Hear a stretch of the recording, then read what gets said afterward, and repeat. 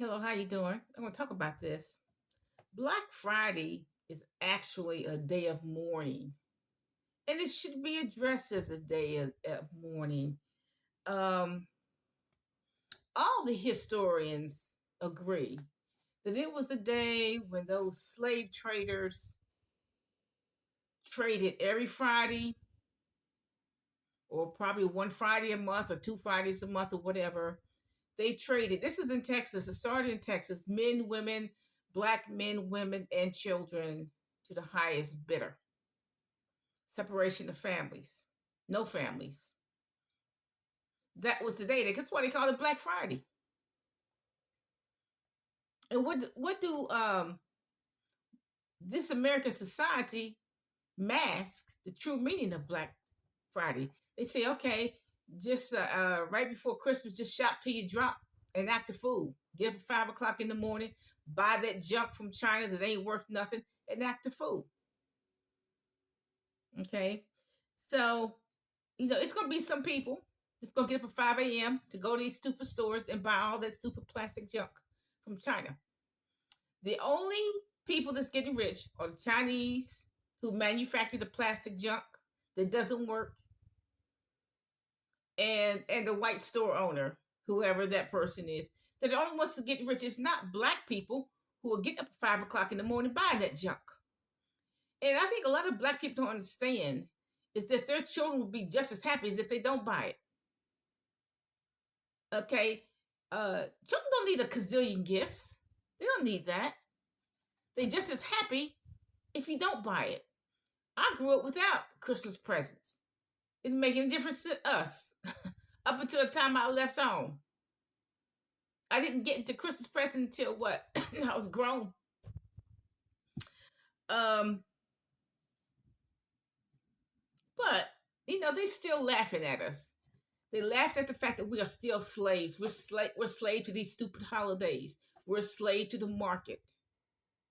Everything that's out there, we go buy. Everything out there that's new, we go buy. Whether it works or not, we go buy that junk. We're still slaves. I think they laugh at us. All the black celebrities are slaves. When people tell you what you can and cannot do with your money, you're a slave. When they tell you that you can and cannot go anywhere, you're a slave. Because you notice a lot of black celebrities do not travel much. They don't go overseas much, and they have the money. They have the money to go overseas. They have the money to go to Europe, take a cruise ship to Europe. They have the money for that. But you notice a lot of black celebrities don't. They don't travel much. When people tell you that you cannot travel here and there, and they tell you what to do with your money, you're still a slave. When they tell you what you can and cannot spend with your money, you still a slave. And you know what?